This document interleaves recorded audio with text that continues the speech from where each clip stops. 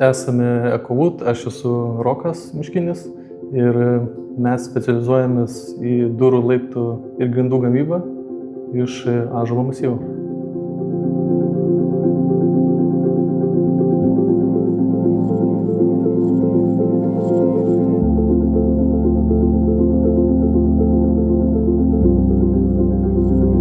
Šito kliento diegimo procesas apėmė 3 pusės. Tai buvo Lintera OB, Ecowood OB ir GmbH, nes pats sprendimas reikalauja tiek iš kliento, mūsų ir programuotojų sinchronizacijos. Ir sprendimas įgyvendintas taip, kad pats Ecowood specialistas, šiuo atveju Rokas, gali sprendimą vystyti, plėtoti ir adaptuoti pagal savo kintamą gamybą. Tai sprendimas yra atviras tolimesniam vystymui ir aš tikiuosi, kad tai ne paskutinis darbas su šio partneriu. Kiekvienas efektyvus gamybos procesas prasideda nuo tikslių duomenų. Kartu su Ecowood komanda įdiegėme sprendimą, kuris pagal ERP sistemos informaciją automatiškai paruošia Woodbob staklių gamybinius failus. Sistema paremta kliento poreikiams sukurtais šablonais, todėl ji ne tik spartina darbą, bet ir išlieka lanksti ateities gamybos pokyčiams. Programinę dalį integravomės, sakykime, palyginus visai greitai ir apie 90% gaminių keliauja jau automatiškai su Project Manager pagalba.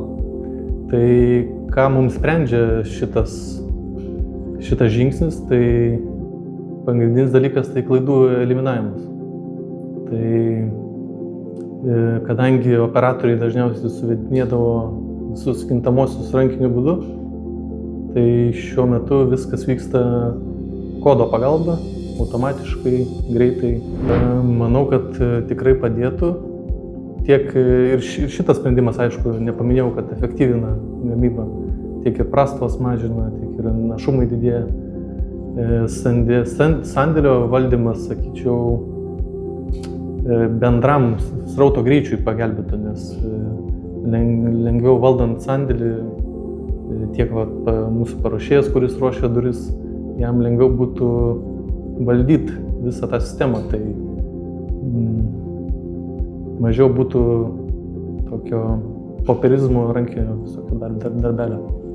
Dar vienas dalykas, kas būtų, tai gal, sakyčiau, žinių išsaugojimas.